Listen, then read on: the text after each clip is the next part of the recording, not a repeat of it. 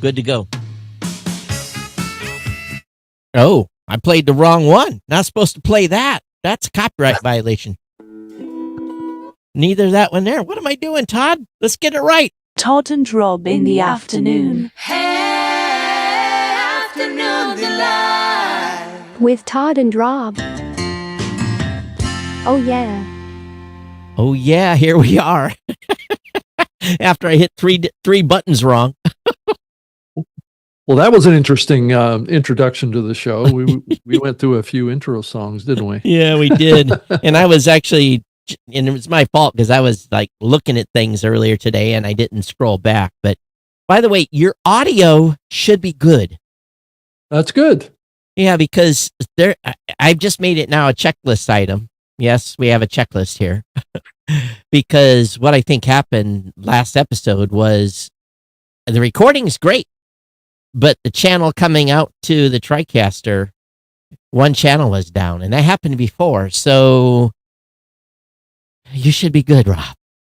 And and that raises a bigger question that I've been challenged on a little bit here over the last, I guess the last week or so, is around, the recording process that typically podcasters have gotten involved in, right? Is pretty complicated, right? I mean, you think about all those things, and maybe we talked about this a little bit on last week's episode too, but,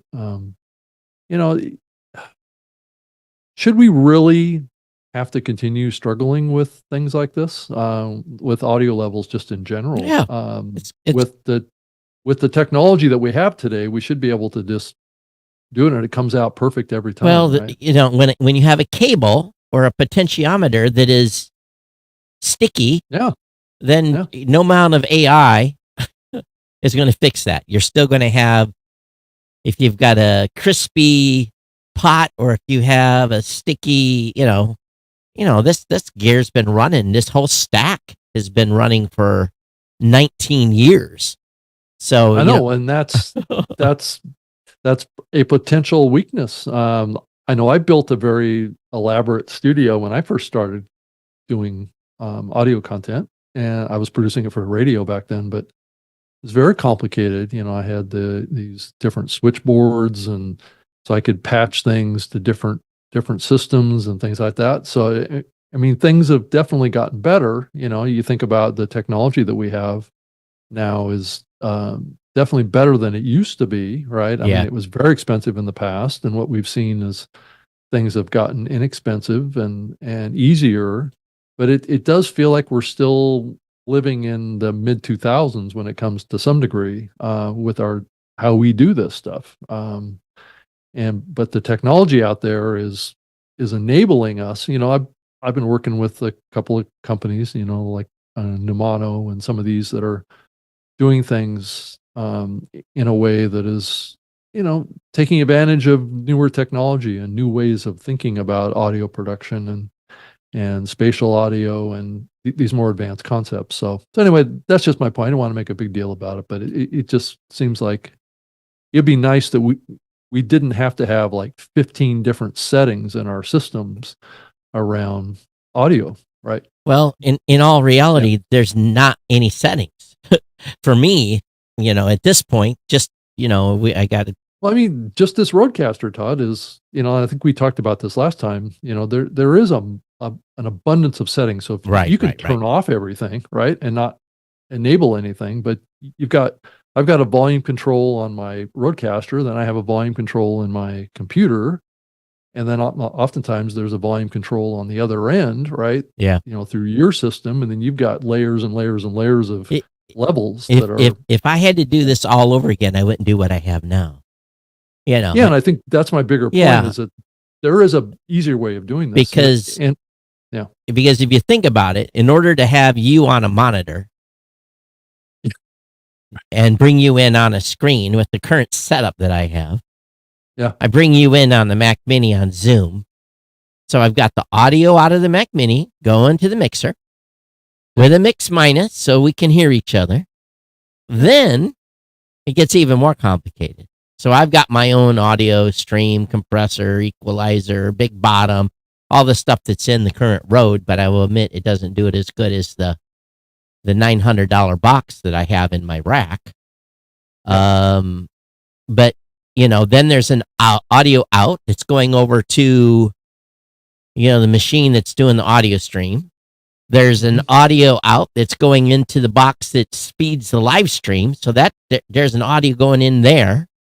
Then there's a audio out that's going into the recorder, because I don't record on the Rodecaster. I only record on a Denon recorder in my rack.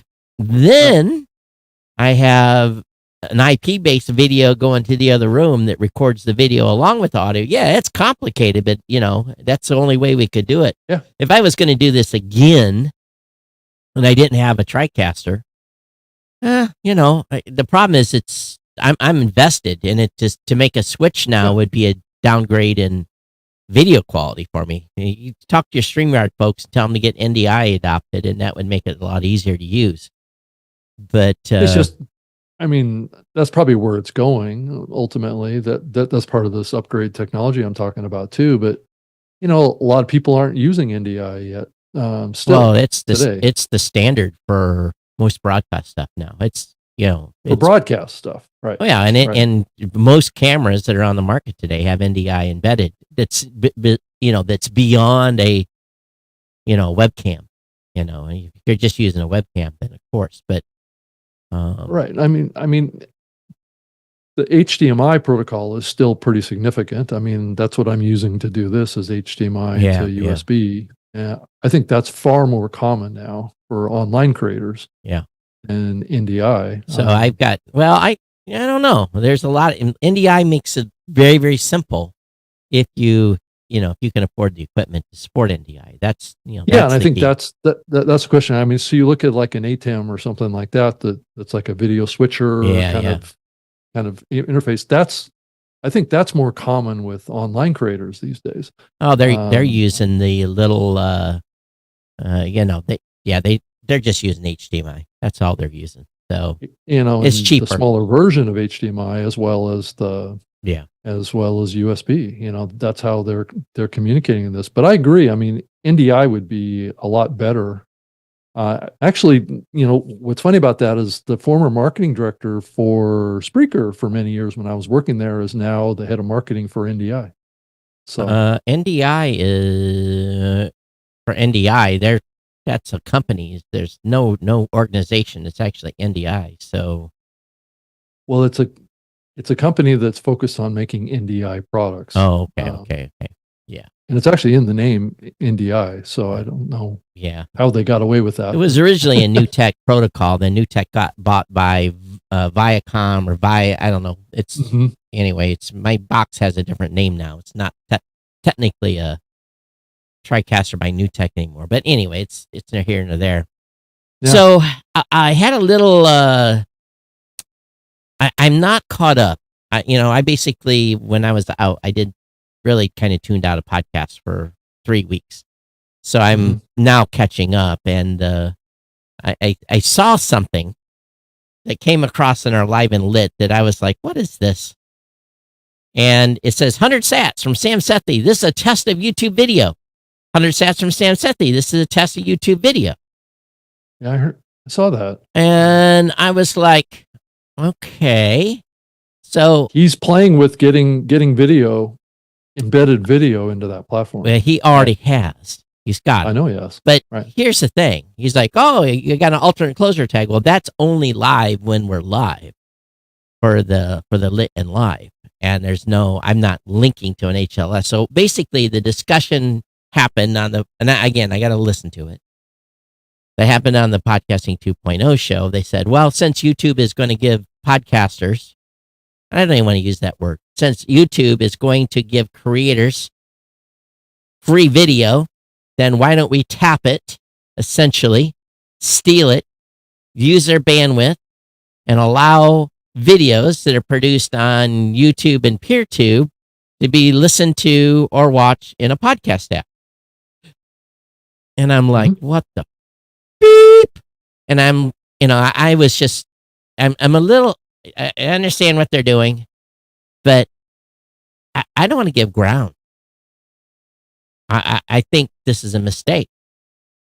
Blubrry and others have supported video and podcasting for years. And it's just like, okay, they're throwing up the flag and saying that podcast hosting companies can't support video for creators. So since the video is so hot right now, then we're going to backdoor and make a solution that makes a video on a podcasting app that comes from YouTube. We're going to embed that. We're going to allow people to stream that content. Well, here's the thing that my argument is, and I know this is going to be debated.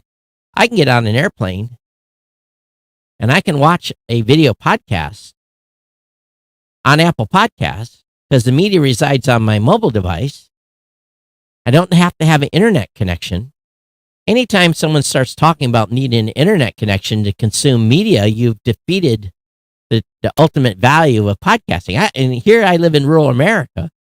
I drive 3 miles from this house. My cell signal goes to 0. And I watch video now on airplanes all the time. Well, if you have the internet connectivity on the airplane, not all airlines allow you to stream video. Well, United increasingly, doesn't. all the airlines that I fly on, they do. Yeah, then you're lucky because United doesn't allow streaming video unless maybe you're paying for it. I don't pay for internet. I flew on Delta and I flew on Alaska just in the last week or so, and I was able to watch movies and watch YouTube videos the whole time I was in flight. And did you pay for that Wi-Fi connection? I have my account through T-Mobile, and T-Mobile has gives you a deal with those airlines right. to provide. Well, Wi-Fi on bandwidth. United, they don't allow video streaming even with the T-Mobile deal. But it's probably per airline. Yeah. Different. So my whole point is, and Sam made the comment, there's no podcast hosts that support podcasting 2.0 and video. And I'm like, hello? Last time I checked, our live video that we're doing right now is podcasting 2.0 compliant. And what I put up in my RSS feed has all the podcasting 2.0 stuff in it as well. Hello, at least us is doing it. Right. So, there's a hack that you can use to basically play back video in another app. Now, I just wonder how long before, if YouTube starts seeing this, will they put a kibosh to it? I don't know. I don't think so. It's just an embedded experience, just like what they're enabling on a website. So. Yeah, potentially. Yeah. So, and then, and again, I'm of the opinion that that's the last thing I want to do is start encouraging podcasters to go over and set up YouTube channels. It's come on. Let's use the medium for what it is. And maybe I'm just, being grumpy here, but I think it's a bad precedent. Then all of a sudden podcasters are going to say, I'm going to put my audio strictly on, I'm just going to put my audio and video only on YouTube. I'm a podcaster. And then they get demonetized when they get deplatformed. They don't realize what they're giving up. Well, I think that's the message that we have to communicate is, well, what's the advantages and disadvantages and because people are going to do what they're going to do. No, it's true. You have a particular view on it and you have a platform that supports that view. But there's a lot of people out there that don't see it that way. So, but okay, they may not see it that way, but guess what? Yeah. They ain't getting crap for views. I'm actively looking for shows that are quote unquote breaking out, and it's not. It's the 200 shows or so that they may even have an Apple Podcast listing. Okay, and there's no guarantee of success even on the podcasting side. Well, it's a lot easier. Let alone on the YouTube side. Well, so, it's definitely less competition. On the podcasting side? Oh, my God. Hell yeah. Yeah, well, that also speaks to the popularity of the platform, That's fine. And granted, it is what it is. But at the same time, people, I don't want people to become disillusioned and thinking that, oh, I'm going to have major success over here. And the majority of people don't. 10,000 stats from Adam Curry. OP3 is open. Code and stats. I put on most shows up there for advertising. It's a real path forward. 10,000 stats from Adam Curry again. Wow. IAB is initial charge over revenue. What a scam. OP3 for the win. I can't go to an advertiser and say that I have certified statistics from OP3. That don't work. And OP3 is definitely anti-IAB, which it is what it is. But if I go to an advertiser and tell them that my stats are from OP3, there's going to be more questions asked. So it just doesn't work. But I'm not sure that's the position that that's being taken out there as the advertising. Well, he says, Adam says OP3 is all open, code and stats. I put all my shows up there for advertising. It is a real path forward from Adam himself. For advertising, it is not a path forward. If I have a podcaster that is only on OP3, I can't sell his shows. Well, it feels like it's a question more about transparency or non-transparency is really the question that we're being challenged. Oh, the podcaster has a choice whether or not he wants his stats to be public or not. Right. It's a transparency question. Yeah. It's not an advertising Why question. do I need to be transparent with my competition? I don't have to be. I only have to be transparent to those that are writing me a check. From a commercial standpoint, I don't have to be transparent to anyone for show download numbers. Why would I be? Why would I have to be? Again, I take the old school route on this, is that my numbers are my business. And, if you want to have your stats be transparent in public, great. OP3 is the way for you. No problem. But I bet you if you took a survey of 100 podcasters, 95 of them would say, I don't want my stats shown. So what's the advantage of someone having public disclosure of their I think there's a huge numbers? I think there's a huge risk. What's the risk? The risk is if you're doing advertising and you have two numbers and they're not the same, then what is the question that's going to be asked of you by your advertiser? Okay. We see over here that you got 22. That's a reasonable concern. You got 22,000 downloads showing IAB, on OP3, but you billed me 26,000 on IAB. And then your response is, well, they're not IAB certified. And the numbers could be opposite too. It could be flipped. I've done my own tests. I have some preliminary data, which I won't go into. But again, it goes back to what. So you have tested the IAB numbers against the OP3? Is that what you're saying? I would just say I have. I would just say I have data. We'll leave it at that. Well, I mean, it's either different or it's the same. Definitely different. Okay. And I like what John's doing over there. I like what, John's a great guy. He's brilliant. Don't get me wrong. John Spurlock, he's but at the same time,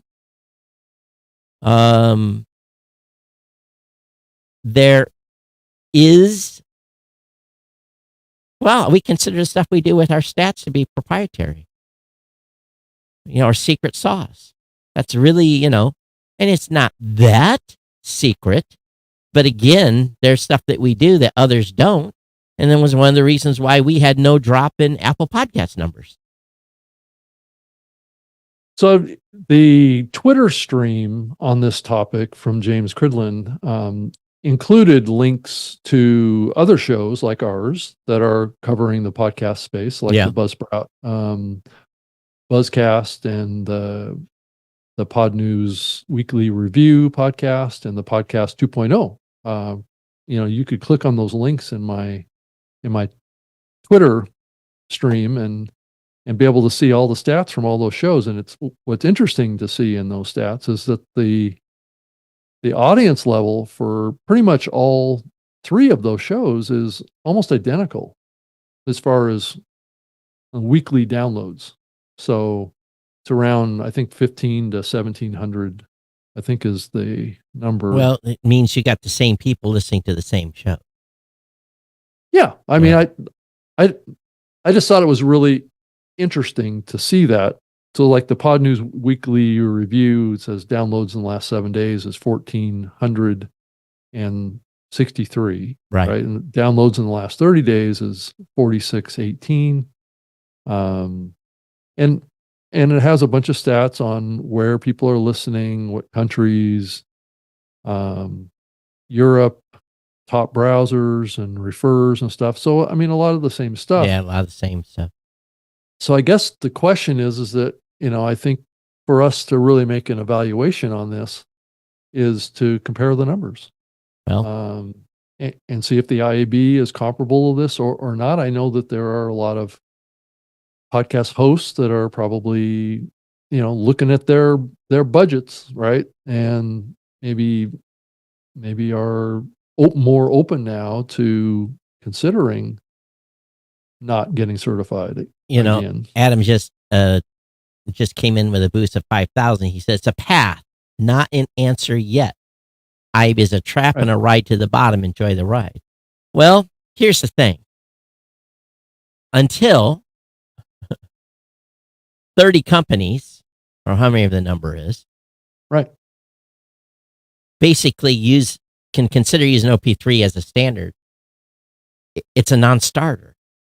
The battle we had, and this is what has to be understood. The battle we had was the huge discrepancy in numbers. Most of it propagated by a couple of companies that were just counting by sixes. Well, Todd, I mean, you've always said that you don't really care what the number is. I don't care what the number is. Yeah. As long as everyone agrees that it's right. It's based on a principle that will give you. That's right. A fairly verifiable number. I mean, there's always going to be some fluctuations in the numbers. Yeah. Probably depends on the bots. It depends on your profile of your distribution. Sure. Profile distribution has the biggest spread. What platforms are you getting your downloads from or your plays from? Yeah. And I think that the industry has wanted to have, and this is also another little bit of an undertow around this too, is having numbers that are more transparent. Now, my blowback on that, I mean, I went through this a little bit with Spreaker when I was working at Spreaker, and maybe we talked about this a little bit last week, is that they were doing the same thing that YouTube was doing. They were displaying what the play numbers were for all the podcasts that were hosted on Spreaker when I started working there. And then I also convinced Francesco over there to make it an option, right? Give the creator the option to turn off public stats or to leave it on. And it was their option to actually make that choice. Because some shows, I think if you really think about it from a practical perspective, is that shows that are just getting started are probably less wanting to display the numbers than ones that are established or ones that have been around a while, that the podcaster feels confident that sharing those numbers isn't going to embarrass them. Yeah. Right. That's compromise their audience growth, because, I think we see this on YouTube too, is that this audience confirmation happens around being able to see the numbers, right? Shows that get more numbers shown on the page typically get more viewers because there's more confidence that it's good content. Right. I think in the end, the thing I have to protect as a company owner is the reputation of the data. So that and the doing what the creator wants too, because that's true. This should be an optional thing. It shouldn't be required. I can probably count on one hand the number of requests in the past 5 years we've had for podcasters to turn on their data publicly. Now, they have a way now. Right. They can do that through our media kit, and our media kit updates their numbers every 24 hours. But we provide them a private link that's not public, that they can share that with media buyers. Yeah, and this op3.dev project is based on a prefix, which means that you have to embed a redirect, is what I gather is how this will work. And I think you've proven through research in the past that redirects are not always Oh, 100% you're accurate. leaving 5 to 13% of downloads on the table. So Right, because it just doesn't capture the can't. data because the transaction can either happen too Well- fast or too slow. Well, no, it's not that. It's about It's not? qualifier. It's about qualifying the download. And again, the only way you can really build a model, and again, it goes back to a model. I get a whole bunch of stuff. I see everything server that comes to through. server I transfer of information is where it breaks down, doesn't it? Well, no, I have a full collection. I know the IP. I know the user agent. I have all that data. Right. And in an instant, it passes through. But the challenge becomes when you need to qualify that to make sure that was valid or not. And then because of the nature of a redirect, there's no hosted log data. It's basically a redirect. Ping, ping. Oh, that's a 1. Well, was it a 1?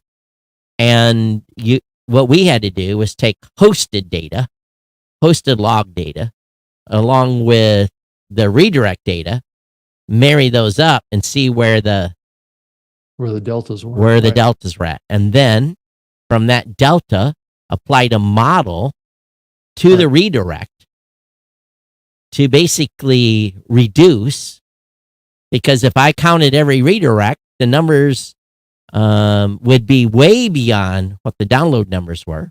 So I had to apply a model based on hosted data logs. And that model I validate that model every 30 days, and it has to be tweaked a little bit in order to make sure that technically we have to throw out a lot of stuff.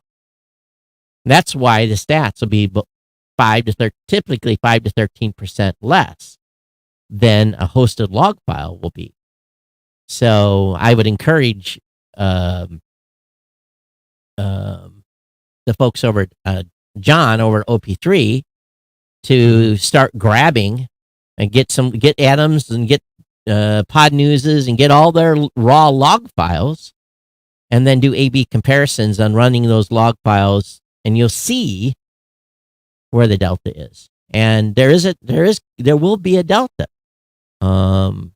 because you can never get enough qualifying information from the redirect. That's why you have to throw so much of the redirect stuff out. It's just the way it is. And again, I overqualify downloads too, so I go beyond the IAB spec, and always have, and quite frankly, because when we went through that initial battle, and Rob, I don't know if you were in those meetings or not. I think you were.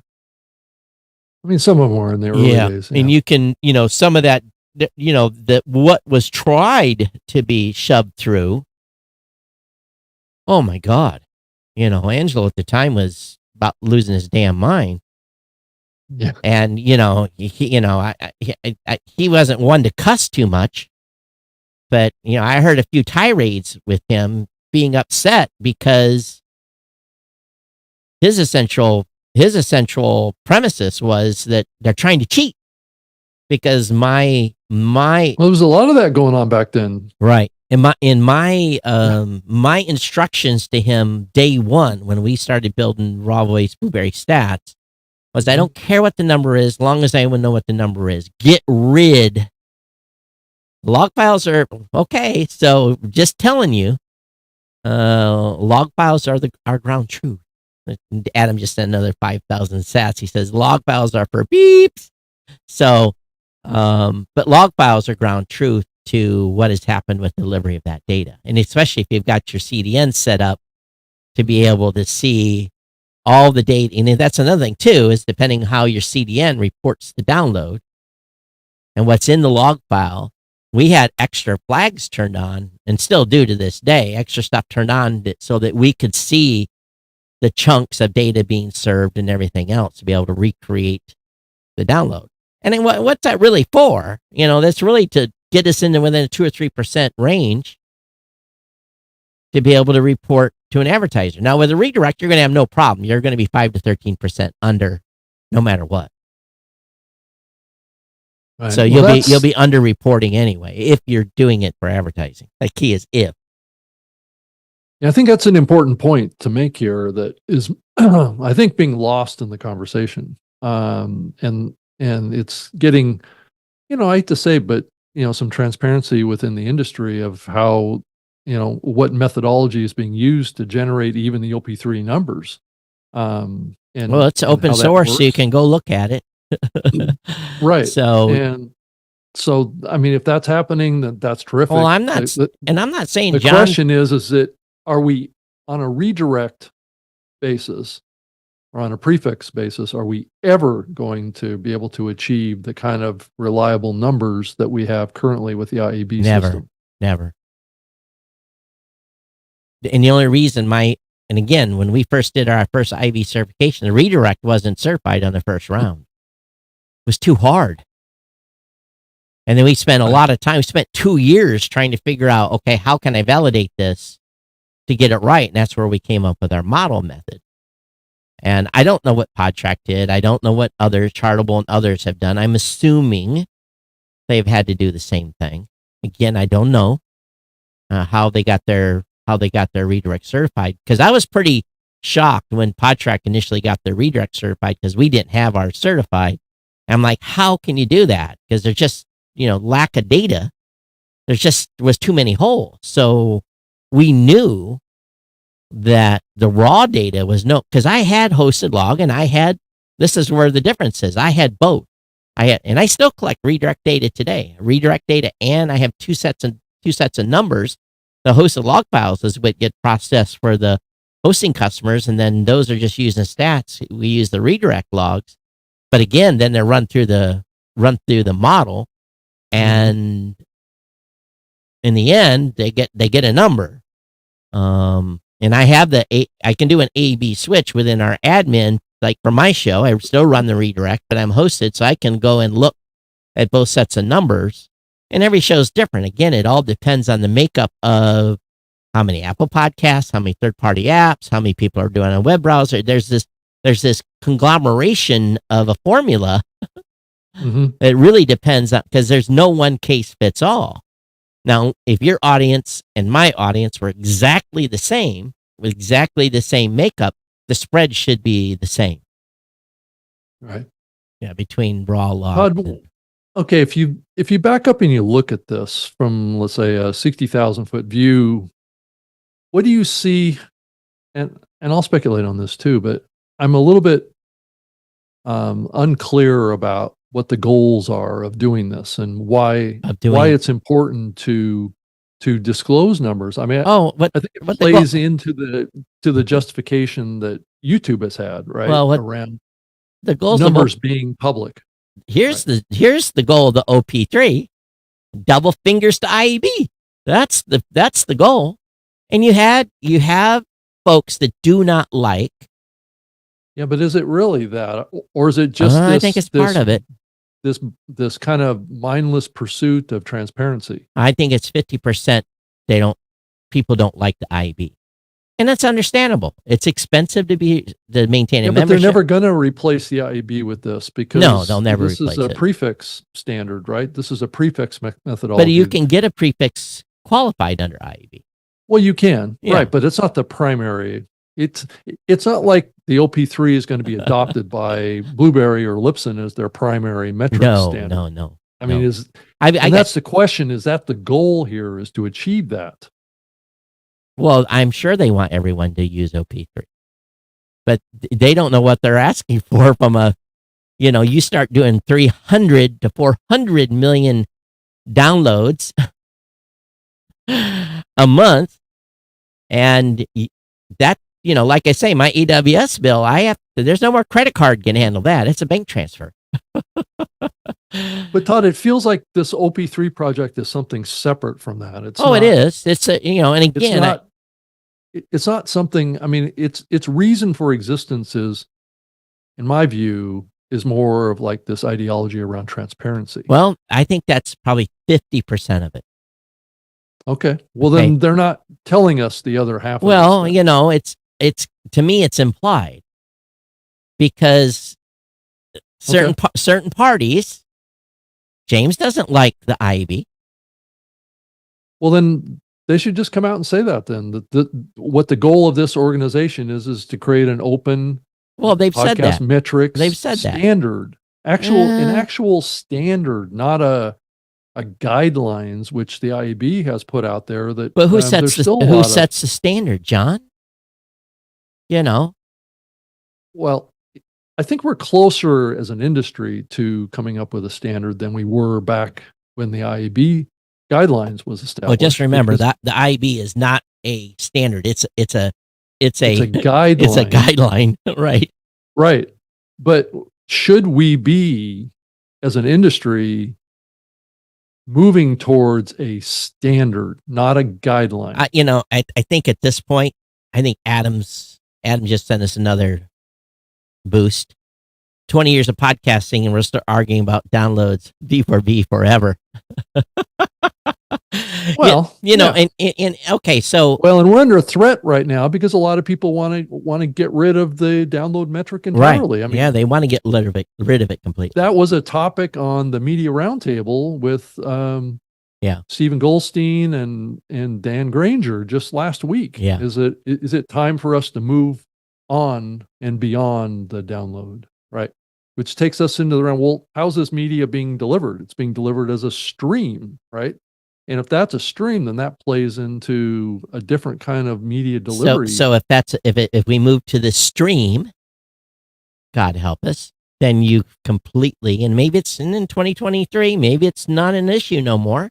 Maybe enough people have connectivity, but they don't live where I live. And where there is no connectivity in places, shocking. And yes, that's probably 50 or 60% of the United States landmass, but probably 1% of the people that occupy it. Because, everyone is centered around metropolitan areas and have great internet. Well, Todd, if Elon Musk gets his way, Starlink is going to make internet access ubiquitous. Well, it already has. It fixed my issue at home. Right. But it doesn't fix the situation when I drive out of my driveway and for 7 miles there's no signal. Well, it could. Right. Well, they could, yeah. If he connects it to, I think it could change it for sure.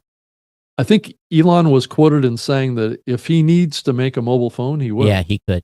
But again, I don't think it's arguing about downloads. And again, here's the thing too. That's all things aside. I do an Ivy certification, and it's probably spent upwards of $20,000 a year for my membership and my recertification for about 3 or 4% of my user base, because the rest of them don't give a crap. Mm-hmm.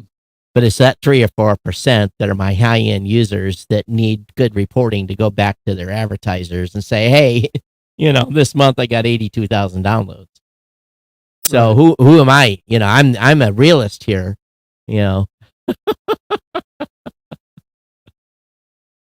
I think it's interesting that all three of these podcasts that they sent links to, and I've seen the numbers for even Lipson's podcast, the feed, and I don't think any of the podcast topic shows are much over.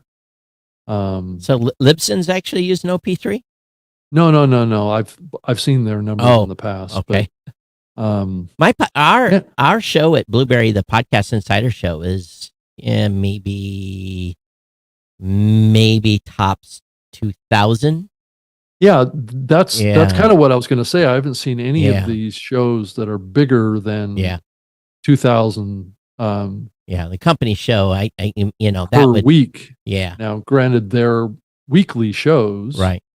Now, the Pod News Daily show has had 11,000 in the last 7 days. That's good numbers. But that's 5 days a week. Yeah, right? but that's still good numbers. Yeah, it is. I mean, if you split that number in half, right? I mean, if it's a 7-day a week show, if you split that up over 7, or actually it's probably 5 episodes. So it'd be about 2,000 a day, right? Or 2,000 a week. No, yeah, per episode. But I also have a fiduciary duty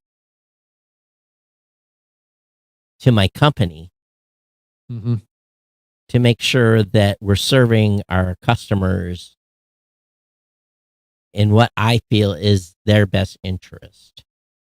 We've made it available so that any Blubrry customer using PowerPress or our dashboard can opt into OP3. They can use it, no problem.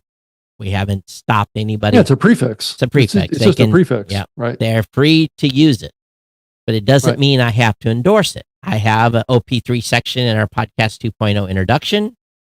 It's not a negative in there. I explain what it is. And, but again, I want to make sure that, because my perspective is just a little bit tainted in that I've been involved in audits, other companies' audits, right, and audited their numbers, which end up being very. You've been the bearer of bad news. Not only the bearer of bad news, but if they could have shot me dead, they would have filled me with 9mm holes in their office. Literally, I've had companies give their double finger to me, saying, "No, you cannot have our data for audit," and the advertiser says, "Yes, you will, or we will cut you off." Wow. Now, do you think that makes me the most popular person in the room? No. Especially when the results of that audit requires that company to write a big smoking large check back to the media buyer. Right. And that was one of the, and why? Why? Because I had a trusted system. We took this attitude and we don't care what the number is, as long as we know what the number is. Never overhyped data. I don't have to report my download numbers to GoDaddy, my sponsorship. They've never asked me ever for a download report. All they care about is conversions. It's all they care about. Mm-hmm. And in the end, that's their metric for this show, for my show, my tech show. And matter of fact, they just made some changes to my deals that are not necessarily, I feel, was a good move. So I do have a concern about what's going to happen with them going forward. So I'm going to have to work double hard to make my numbers with them. But at the same time, it's been a pretty long run since 2005, so I can't complain. So the value for value model, is definitely one that, but I've had to split hairs because I've always had an advertiser, never been faced with not having an advertiser.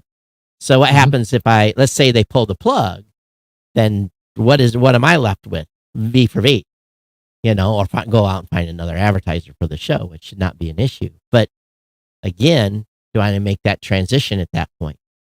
It would take a lot of work to replace that income with V for V. It would be a lot of work. But maybe the audience would support it, because they know now there's not a sponsor. There's no, AKA, they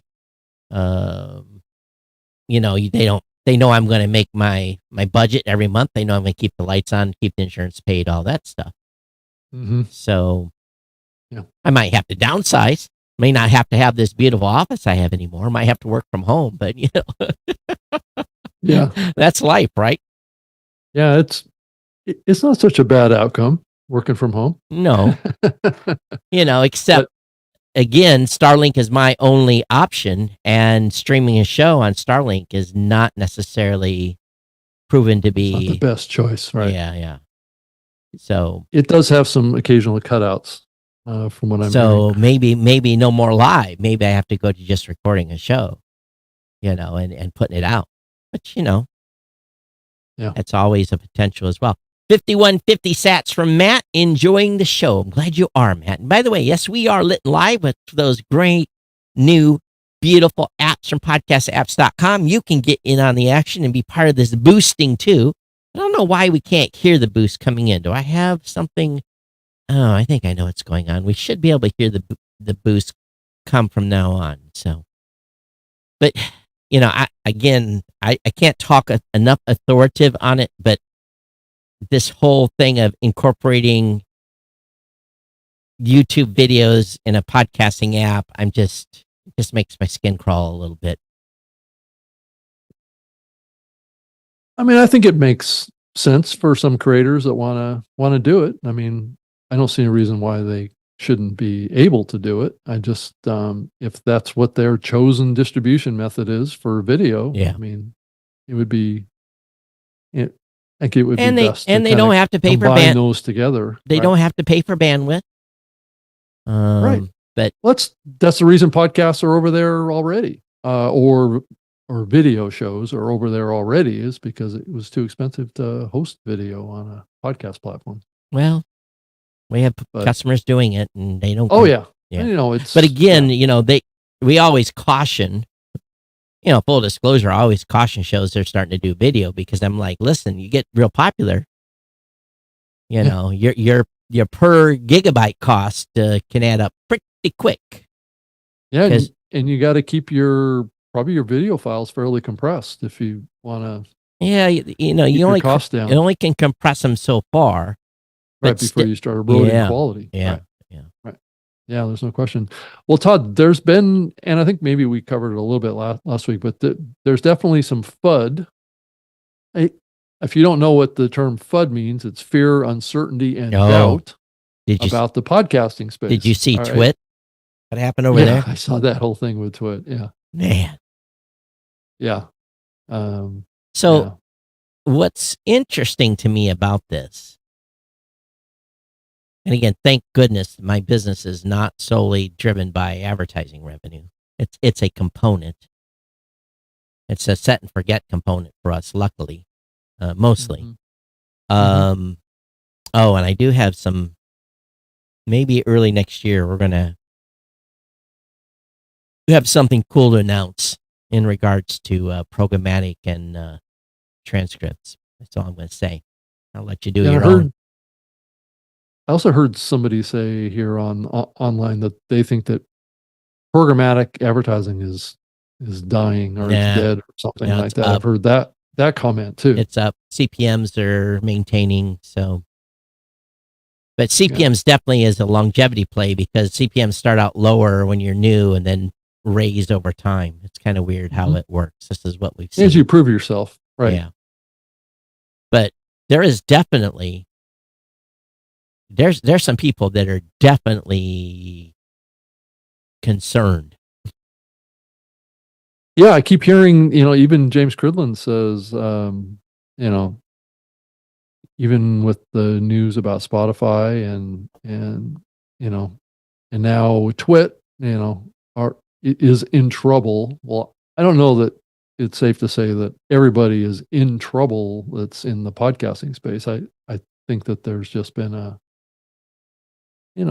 economic impact here. Well, that's there's been declining, that's causing people to get laid off, but that's not the end of the medium. There's an It's not like it's gonna economic die. impact to advertising. Right. And And- if you built your whole business on Right. advertising, You're then you're going to have an screwed. impact. That's right. Right. Yep. And that's what a lot of, especially podcast hosting companies, shifted over the last 2 years into really embracing advertising. And they invested a lot of money in it. They invested a lot of effort into the advertising side. And I always thought that, that was going to be pretty vulnerable to economic course. conditions. Of course. And It was the story. the problem. The story of Raw Voice Blubrry. When we started, we were 100% media company with a stats Right. measurement system. Right. And thank God, I was living and breathing this stuff 20 hours a day. Literally, I wasn't sleeping for years, and I was on this, right? And we were small. We only had one employee that was actually full-time getting paid. We were subleasing an office. The cash flow was good, but I kept seeing all of a sudden, about the time Corolla came on the scene with his podcast, I started watching the advertising dollars. My budgets were getting smaller and smaller on a quarterly basis, and his was getting bigger, and the bigger shows were getting the bigger spread of the money. And I basically said, "Oh, we are in trouble. We are a one-trick pony. We are going to go the way of the dinosaur if we don't diversify." So that was the time we started the journey of monetizing stats, starting hosting. This is why we were we are 6 years behind Libsyn. We were a long ways behind Libsyn. Right. And, the question I got asked by some of the folks over there at that time, well, why are you becoming a hosting company? I said, because the advertising is going down. And we didn't we were older. We weren't Hollywood. We weren't New York. I remember the first time we went to New York to talk to ad buyers, and I went into an office. This gal brought me in. I did the whole, as a matter of fact, I think Adam and his team had been there the week before and bought them something super nice because the gal told me, well, I had brought them macadamia chocolate nuts, and I guess the team, whoever was in there a week before, had brought them iPods. So, okay, pay to play type of thing. My chocolate macadamia nuts didn't go too far. And I had I think it was a Macy's suit. And, it was a stretch. It was a stretch for us, for me to go to Hawaii, to New York, and do the circuit, right? And I remember being walked out of the office, and the gal that was in charge of the agency, she grabbed my suit jacket, pinched it right about my shoulder level. Yeah. And she says, don't ever come in here. And she called it a JCPenney suit. Don't ever come in here and present to my team again with a JCPenney suit. And I thought, oh man. So what did I do? I spent the big bucks, went to Brooks Brothers, bought a nice suit, still in my closet. And when I went to New York, Brooks Brothers, when I was on the West Coast, it was a polo shirt. They didn't care. And to me, it was like, at that time, we're fighting the same stupid battle that seems to be going on today. Explain your numbers. Explain your numbers.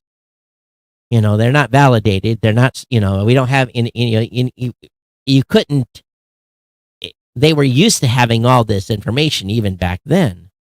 They're used to having the client side data. And of course, we didn't have the client side data. We still don't have the client side data.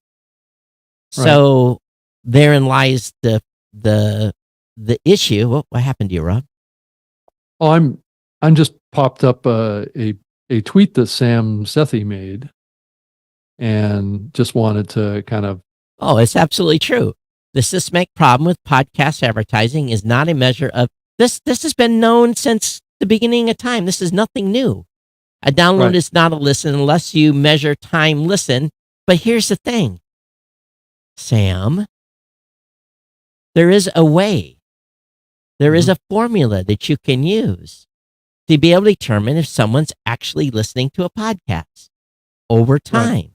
But you need about 3 months worth of data, consistent data, month to month, to be able to see what size of an audience is, whether or not the show is still continuing to be automatically downloaded. It's not perfect, but it's a system we've used for 18, 19 years. And I can get the numbers damn close. And I don't go in. That's the bigger takeaway here is I think making a statement that podcast advertising, it's not measurable or accountable, that's wrong. Is probably not entirely accurate. That's false. Right. The systematic, I think it has been, else the advertisers wouldn't have come in and supported podcasting. But guess it's what? really not. I mean, really, at the end of the day, it's not really about measurement or accountability to the advertiser. What's really important to the advertisers is ROI. No, right? And here's the thing. This is this is why we built the retention graph. I can tell. Okay, see, that statement to me is just like, sorry, Sam, you need to start talking to some companies and seeing how we're actually doing this. So let me give the example. We have the ability. Okay, so if someone is followed or subscribed to a podcast and they are actively listening, that download happens immediately as soon as that RSS hits the stream. Right. It's going to happen. That's going to be 70, 75%. And now as years go on, it's less. So it gives my data even better data, 60%, 65% that's downloaded in that first 12, 18 hours, whatever it may be. Retention data, if you have the right CDN, and if you have the right constraint set, you can see on certain apps when they hit play and the data is chunked out. Some apps, when you hit play, it gives it to you all. So it looks like a download.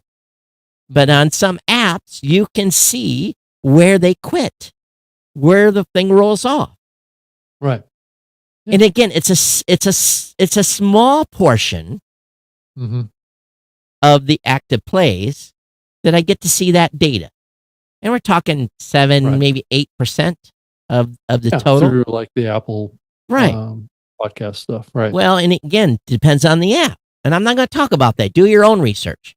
And and I can see where people, how long they're listening, where they drop off, and then taking into account, okay, let's say they have Apple Podcasts, which the majority of shows do, at least 50%.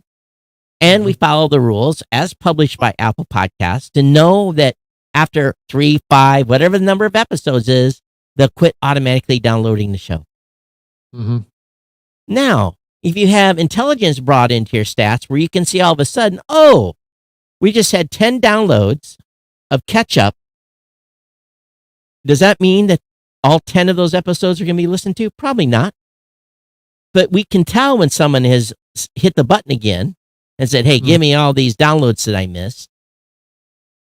Do they go back and listen? No. But again, if you watch over a long enough period, if you average the amount of downloads, plays, retention data over a long enough period, and Mike, I mean, you still have the screen up, just in case you forgot. Well, no, I was going to talk about the next thing. Okay. On here where Lou talks about how programmatic advertising is dead and why there is a flight to quality content. It's not true. It's absolutely not true. Well, what's your definition of quality content? That's always kind of a red herring to me. That you're assuming your view of what quality content is.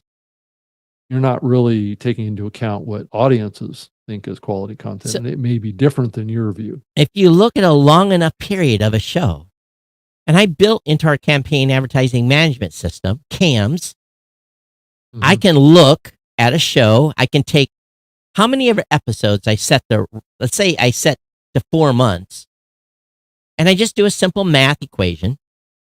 Take all the downloads, add them up, divide by the number of episodes, and I get a pretty close average. Let's say that show's doing 5,000 downloads, plays per episode. When I do an advertising campaign, I put that show down for 5,000 per episode for that campaign. If they deliver 4,800, I bill for 4,800. If they bill for 5,200, I bill for 5,200. But what happens is because we've looked at a long and big enough spread of time for a show, we have a pretty good feeling of where it's going to land. And, of course, the media buyer is going to come back. And if performance isn't where it needs to be, I'm not so concerned about going looking at the listens and plays. I go look at the content. How is the run done? Does the audience actually match? That's why we have all of our podcasters do a listener survey. So I have stats, I have listener demographic data, and tied it all together. I have this trifecta of information that gives me a pretty good idea what a show is capable of doing. Is it perfect? Nope. Don't claim it to be perfect. But as long as we meet performance, that's all that matters. It's all that matters. If the advertiser come back, so you hit my CPA, I'm going to pay you CPM, but as long as you hit my CPA, we're happy. Or they come back and say, hey, we're underperforming. Give me a make good. I've never, ever, ever, ever in 19 years given a make good. I deny them. I say, no. They just didn't resonate. It's not my fault. We did all.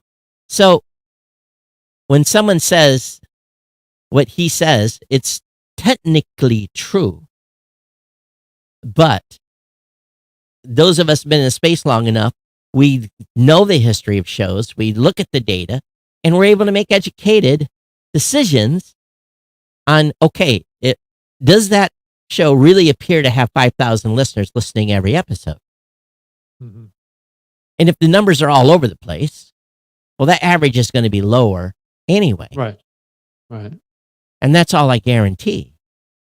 And I do think that we, as an industry, have been progressively moving towards this model like what's been in radio for many years. And that's radio thought of themselves, really their customers were their advertisers, right? And so they were going to do everything that the advertisers told them to do because then they felt like that was going to unlock more budget for them, right? So there was a monetary connection between catering to everything that the advertiser wants versus catering to everything that the audience or the content creator wants or is willing to do. So you have this kind of negotiation that's been going on, and this was a little bit of a thread that happened between myself and Heather Osgood, because she made this comment about transparency in the podcasting advertising market, right? And my comment to her was as well, the advertisers want the podcasters to have ultimate transparency on everything, right? But they're not willing to have any transparency back around performance. Well, right? I'm going to be honest with you. I can count on one hand the number of times that the advertisers come back and told me the exact performance what is numbers. working and what isn't working. So for the advertising industry to force the podcasting industry to make all these accommodations, they have to be willing to make some accommodations on their side. But they don't want to, because that's going to put them in a position where they could be asked for higher CPMs.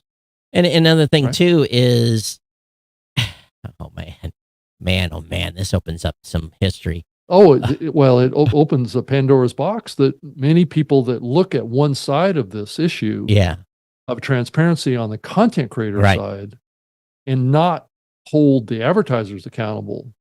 And that's one of the challenges here. 9 out of 10 times I'll ask an advertiser, what is your, let's say you spend 50 grand.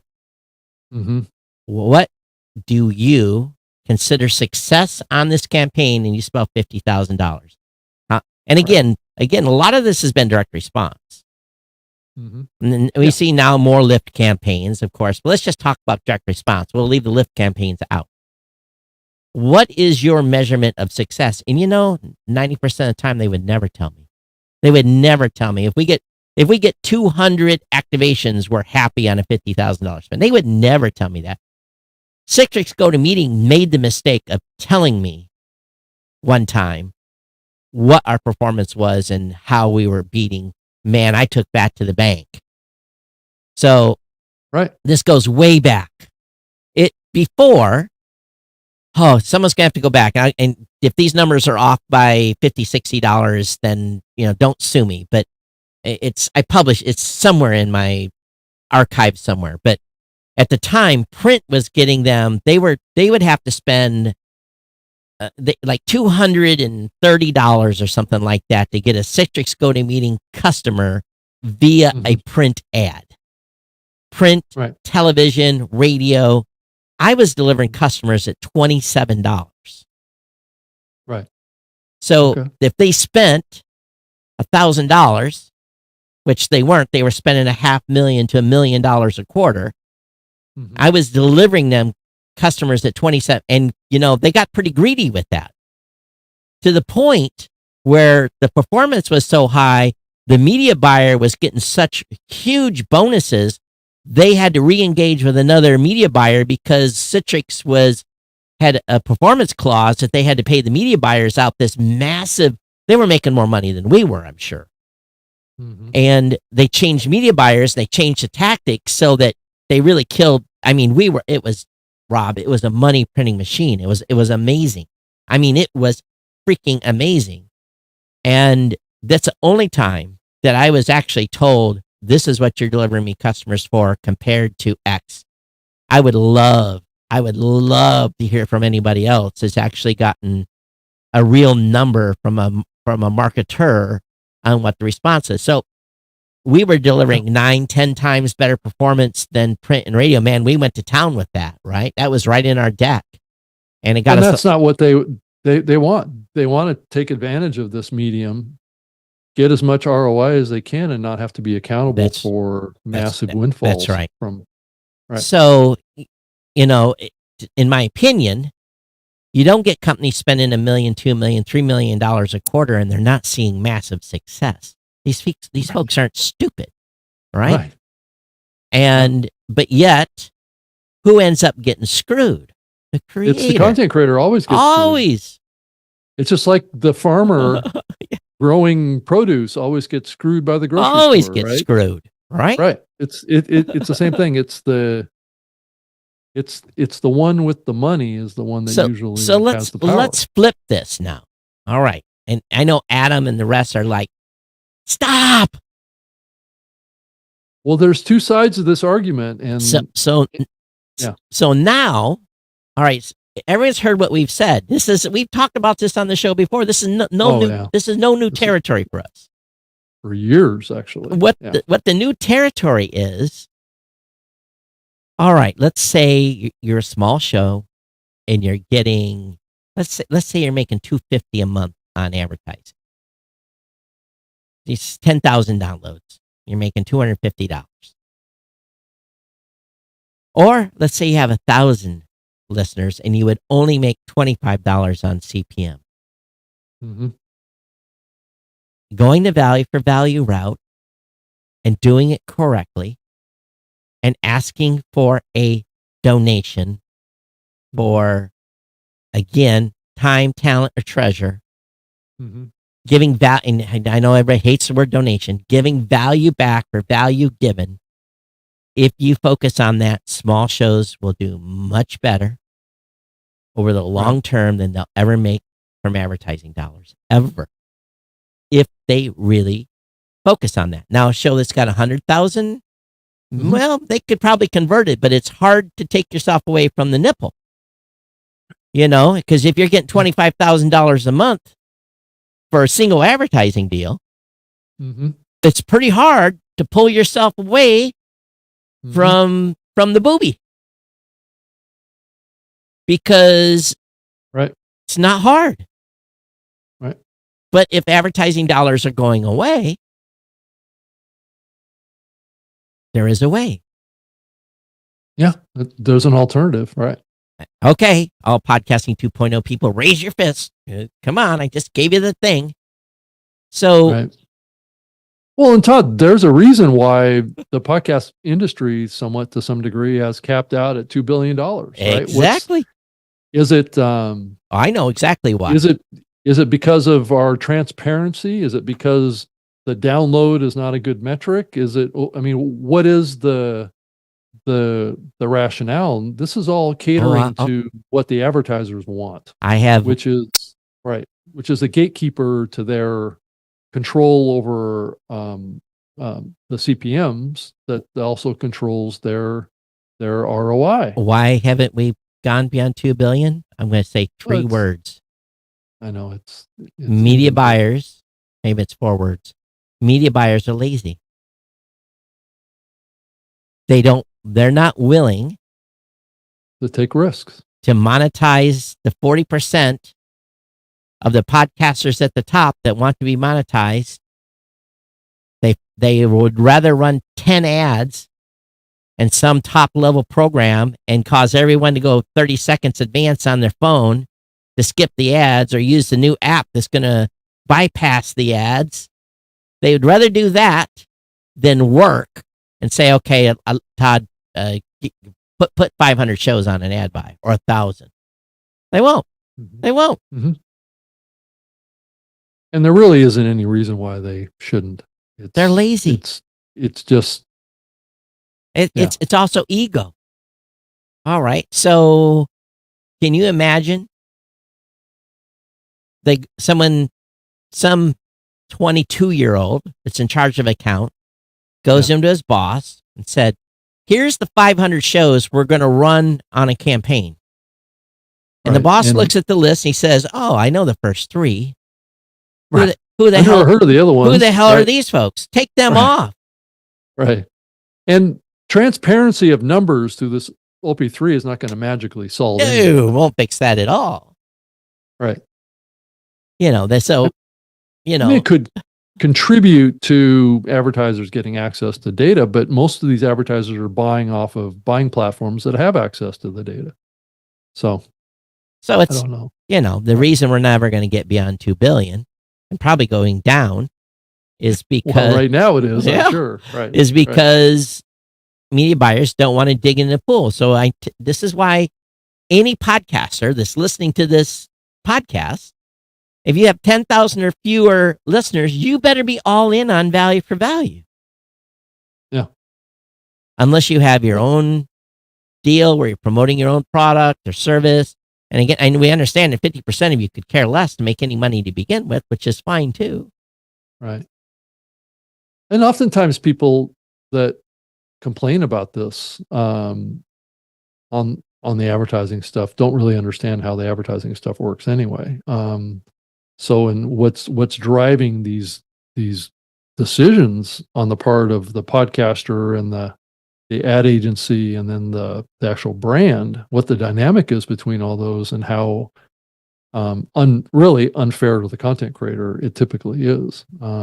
And we're not focused on that because we're always focused on trying to cater to, placating these ad buyers that are playing us. It goes back to what I said more than a year ago. Right. All right. If podcasters really want to control their destiny and be able to potentially evoke some dollars out of someone, get a coalition together and leave Spotify. Leave. Take 100,000 shows off Spotify tomorrow. All of you disconnect. That may not do anything, but it definitely would be newsworthy. Yeah. Creators always get screwed. Right. And I know people keep raising this issue around Spotify. It's like, well, do we want podcasters to get treated like the music artists? No, they don't. They don't even want to give. I know. They don't even want to give. Go ahead, Todd. They don't even. Okay, so on the Podcasting 2.0 show, Adam and Dave were talking about an artist that disclosed their royalty check from Spotify was like $78 for the year, right?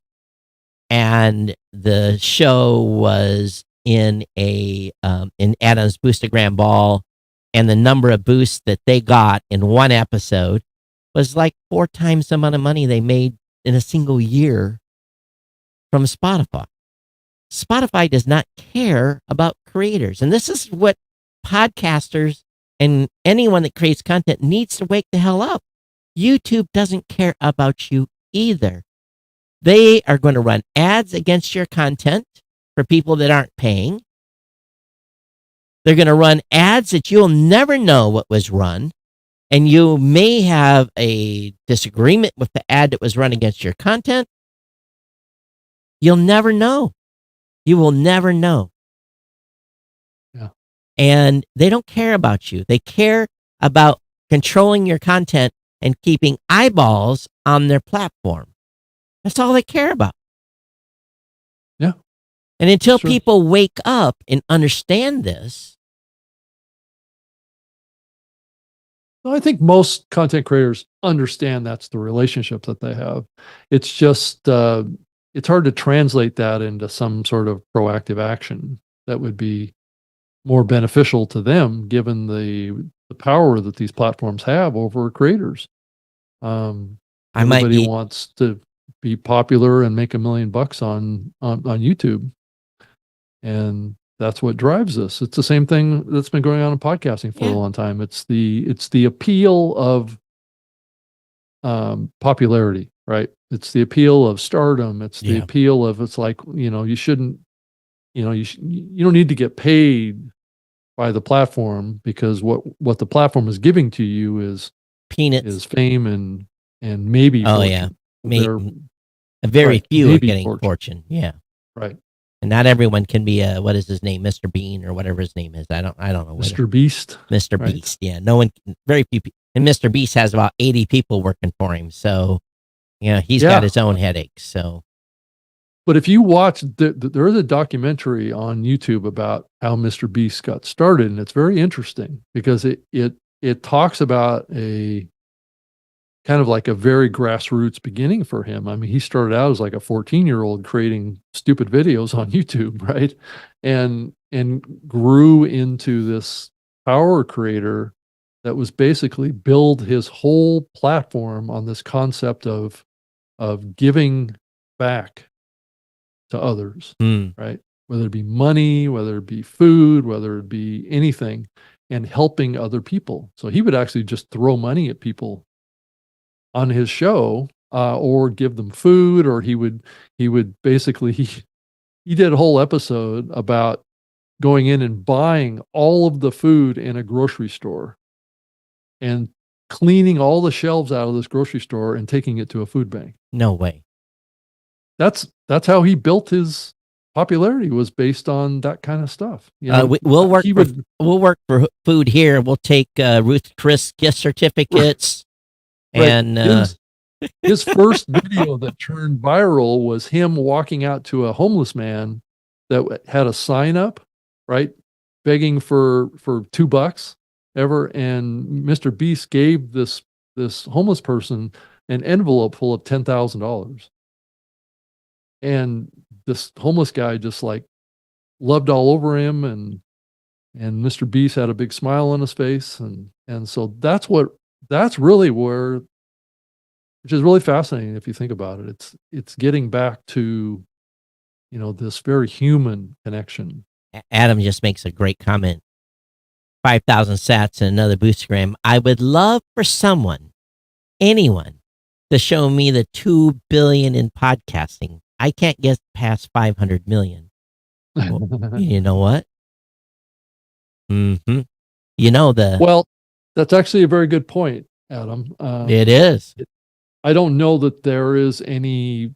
I mean, if you really think about it, most of these numbers are estimates. Well, because there's no consolidation of reporting. Well, someone has that number. I'll tell you who has it. Really? Anyone that's an IAB member has to submit their advertising sales report. Oh, IAB would have it, right? But not everybody is a member of IAB, though. Well, the majority of hosting companies are, maybe not production companies. So we'd have to look at that. Spotify's not, I don't think, is a member. Right. But there would be a consolidated report. But I mean, it would give you a ballpark, but probably likely, and that's not if they don't lie, because the more money you've made, the higher your renewal fee is. Right. They're actually probably going to underestimate it. Probably. Right. You know, that's why they're switching next year. You have to actually report revenue. You have to report your revenue as far as your membership. So, well, how is that verifiable anyway? I don't know. Send in tax returns or something? I don't know. Our tax returns usually are like 6 months late because we never get them in on time. Yeah, you have something there, because I've often, there was some times I did some spreadsheet work, and because oftentimes these numbers that we hear about the advertising market are survey data. FM. Right. You know what FM is? Beeping magic. Yeah. Beep magic. Freaking magic. Right. I think there's another word, but I'm not going to use it. Right. So, 500 million? I'd probably between 5 and 1, Right. And why is there such a big discrepancy between radio and podcasting on that? Because the radio's local. All radio advertising here is local. Very rarely do I, when I rarely turn into commercial radio, it's about the car dealership down the street. These little radio stations are making enough money to keep their staff employed. So, they're probably running $1 million, $2 million per station, little tiny stations. And there's less metrics on radio than there is about podcasting. There's no metrics. So it's like this. It's always been this funny thing about this contrast. We're held to a higher standard. Right. It's like we're thought of as like a sponsored link ad on Google versus radio, which kind of gives this wide berth of survey data. I mean, I think I've mentioned on the show before, but I did one of those diaries for Nielsen. Yeah, me too. Point. Got your $3.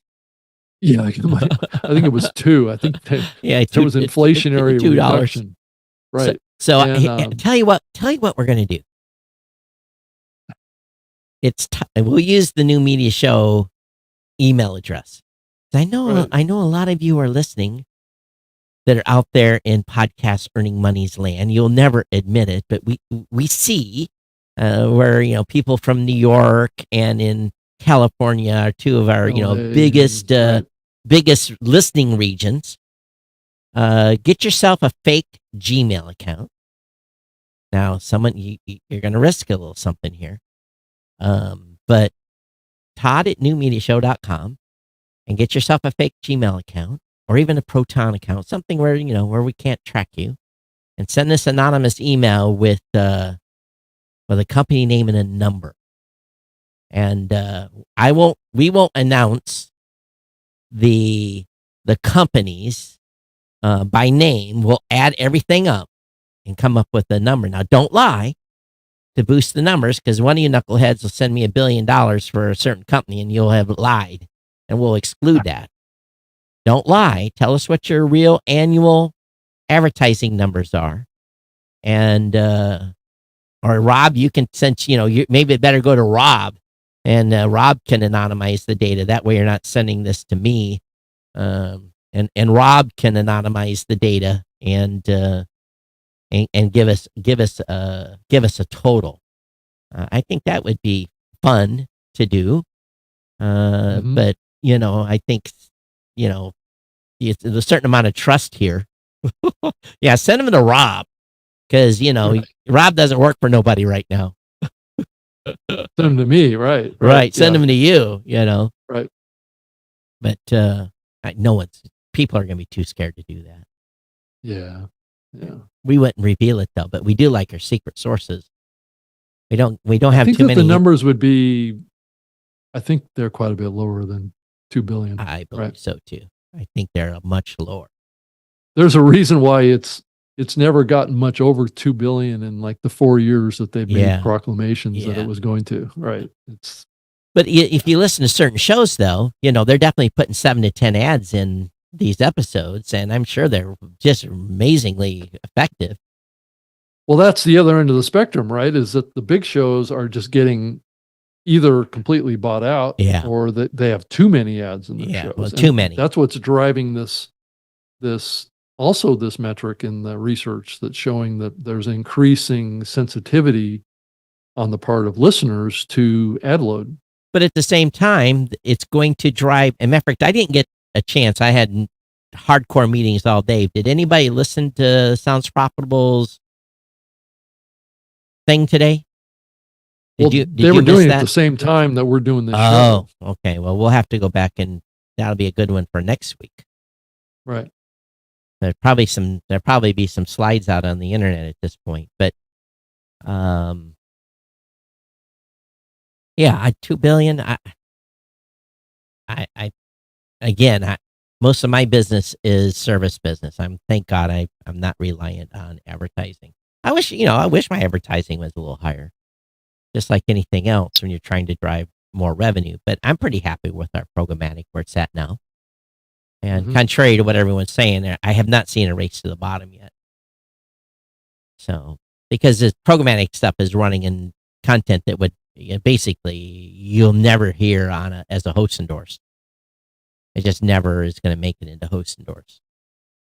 And I think that the commenting about advertising and podcasting is, I think we should all kind of back up and get a view on this that's realistic, because we've been playing this advertising game in podcasting for, I don't know how many years now, Todd? 19. And if it's constantly stalling out and it's not progressing, all this kind of stuff, maybe it's just not really meant to be as big as everybody would like it to be. There we go. Value for value, baby. Right. So there needs to be an alternative. And I've had this thought myself for many years, is that there needs to be something else, right? You can't, it just doesn't, Well, it's just not a natural fit, advertising with podcasting. There's not a lot of options. It's kind of like oil and water. It's trying to blend them together. Its ideology is completely contrary to each other. Yeah. It's, it's all about now. It's, I run a PayPal on my website since I started the show. So, it brings in some dollars, but it doesn't, it doesn't pay the bills. So I think this value for value kind of model, it could be the model, the foundation and the early kind of foundation for something new in podcasting that can be different. Rob, come on now. You haven't obviously been listening to No Agenda recently or any of those. Well, that's not my point here. My point is that is an emerging model. Yeah. That could replace advertising in this medium, and or augmented, or be in addition, and it will continue. I don't think it's widespread yet. I think it's still early days for value for value. I think what it is making, the education piece on this is. Yeah, it's daunting. Yeah, it's daunting.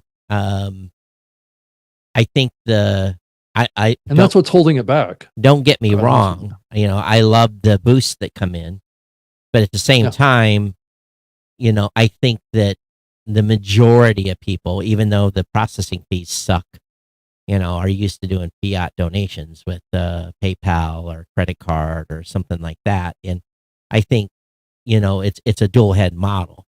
If you have both capabilities to get fiat funds, and fiat again is dollars or pesos or yen or some national currency, conventional currency. Yeah. A combination of that and a combination of value for value strictly in regards to Satoshis. Dave Hamilton and I had a discussion maybe it's been 2 months ago, and we talked about this quite a bit in a call. And Dave and I love the value for value program with boosts and stuff like that. The engagement is fantastic. Look what we've happened here in the show today. Adam's been giving us feedback. Matt's been giving us feedback. We got feedback from the last show. That makes it engaging, and that the engagement's worth more than the value of the sats that have come in. Mm-hmm. I haven't run the numbers at Blubrry recently. I need to do so and go back and see how much people have earned up to date from basically from boost and streaming sats. But if we convert enough of the listening audience to a modern podcast app, and we get them to start, I can, as I've said to my tech audience at Geek News Central, if every one of them gave me just $2 a month, just 50% of them gave me $2 a month. Rob, holy shit, I'd be able to hire 5 people. Yeah. Just $2. Yeah. Doesn't take much. I agree. But again, on a per listener basis, to add up to a lot if you have a decent sized audience. And again, it's about, and Adam just hit us again, another 5,000 sats. The V for V only works if you create content of value. That's not a big group compared to spray and pray programmatic advertising. That's true. Programmatic advertising is definitely spray and pray. We know that. Yeah. But if podcasters are making more from spray and pray, then they are convincing their audience to give back in value. But the thing is, we have to train a generation of podcasters that don't be afraid to ask for this value back. Time, talent, treasure. Well, and I don't know if you've noticed, Todd, but the Bitcoin value has been going up. Oh yeah, I was actually looking at my. I've doubled. I think in my sat holdings right now are about double, which is going to make it interesting for this tax year. Yeah. Well, you don't have to pay on unrealized gains quite yet. So no, you still have to report it. And then because Bitcoin prices like this every day, then you have to export a port, and it's. I heard someone talk. I think I heard Adam and Dave talking about last year, but I'm definitely going to have to report it this year. There's no way I'm not going to get on the wrong side of Uncle Sugar. I've been there, done that. I'm not doing that again. Well, I know that there's an effort on the part of the Biden administration to actually push forth this wealth tax, which includes a unrealized gains tax. Yeah, they're always trying to dip their hands in their pockets.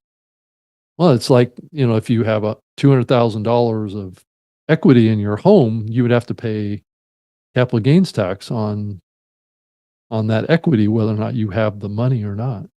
And I think that doesn't matter if that's not even talking about inheriting something. We're talking about, they need to quash that stuff.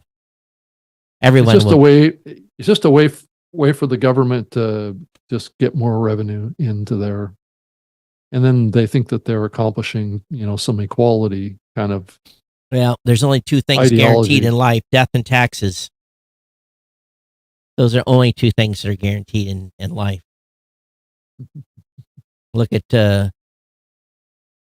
wish I had $500,000 to spend on hookers and below like someone did. But he failed. It's okay to spend that money on them, but if you don't pay taxes on it, then that's a problem. There you go. There's your answer. Right. Being a little bit of a dick there, but sorry. Yeah. But it's true. If they're just going to take money.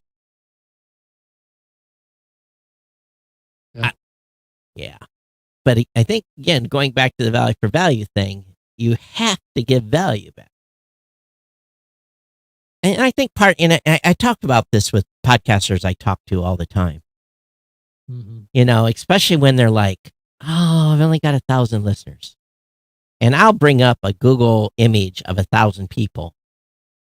And I say, that's the audience that you're talking to. And, I say, print that out and put that somewhere where you can see it when you're doing a show. And then when you realize how many people you're actually reaching, you may have a little bit different approach to prepping for your show and the quality of content that you put out. Because 100, 1,000, 10,000, if you don't visualize 10,000 listeners and can see what that looks like, think about, Rob, if you and I were to walk on a stage in front of 15,000 people, I guarantee you and I will spend a couple hours being prepared at a minimum before we went out and talked to 15,000 people. Yeah. What do we do during this show? We just strap the mic on and go. So hope for the best. Yeah, spray and pray, right? So right. I think that's the thing podcasters have to really understand too, is in order to make value for value work, you have to make a great show. And probably if you make a great show, your audience is probably going to grow. Yeah. And opportunities will open up. I think a lot of times people think this is just going to be magic and it's just going to happen. Yeah. It's hard work. Yeah. I would agree. And some of us are glutton enough to do the hard work. You know what? We're already over, dude. I know we are. Holy cow. Where'd the time go? It went. Well, what have you got to say about this show? Geek Are you News? asking me? No, I'm asking the audience. Oh, okay. And if you haven't been here, all this stuff is in the archive that we've talked about today. This is not something we haven't talked about 25 times at least. Mm-hmm. Oh, by the way, Mike Dell sent me, let's see if I can find it. There's a company called 11 Labs. Yeah, I'm familiar with them. Yeah. I don't know if you'll hear this. Let's see if we can hear this. Peter Piper, pick the peck of Oh, wait a minute. Let me turn the volume down so you can It's a hear. voice cloning platform. Yeah, you want to hear my voice that's been cloned? Mike did a little sample. Let's see if I can. You hear this? Peter Piper picked a peck of pickled peppers. Do you hear that? Sounds pretty close. Sounds pretty close. Now listen to the other one he created. Let me turn the volume up a little bit. I think we need to give Mike $100,000. Sounds pretty close to my voice, doesn't it? It does. Peter Piper picked a peck of pickled peppers. The audio Piper quality picked- doesn't seem to be that good, though. No. A peck of pickled peppers. But Peter Piper picked a peck of pickled peppers. It's almost like you're talking into a condenser microphone that you're too close on. yeah, I think we need to give What it Mike sounds like. $100,000. that is better than what I would have expected. And he only gave it a small sample to train from. Yeah, they're training these off of I think it's like 15 seconds to 30 seconds of audio. Yeah. All right. Geeknews@gmail.com, geeknews@gmail.com, at geeknews on X, at geeknews, at geeknews.chat on Mastodon. Okay. I'm on Twitter, X, at Rob Greenlee, and you can reach me via email, robgreenlee@gmail.com is a great way. And you can go to my website, robgreenlee.com, and that's like a launching off point for articles and all the other podcasts that I'm involved in doing every week. I'm doing about 3 live shows a week right now. So Someone must have sent out the bat signal because we've had quite a people come on to the company that shall be not named live stream. We had quite a boost. They must have said that Todd and Rob were trying to talk something about the industry. So someone set out the bat signal. But if you've been watching on one of those new modern podcast apps, we appreciate it. If you've been streaming sats, we definitely appreciate it. And it's been our pleasure. We'll be back here next Wednesday for another edition of the New Media Show. Everyone take care. Be safe out there. And we'll see you next week. Comments are open. Our secret lifeline is open to report earnings on advertising. Let's see if we can figure out how much money is really coming into the podcasting space. right. If we get any Yeah. emails, I'll be shocked. So, Yeah. all right, everyone. See you next time. Take care. Thanks for being Okay. here.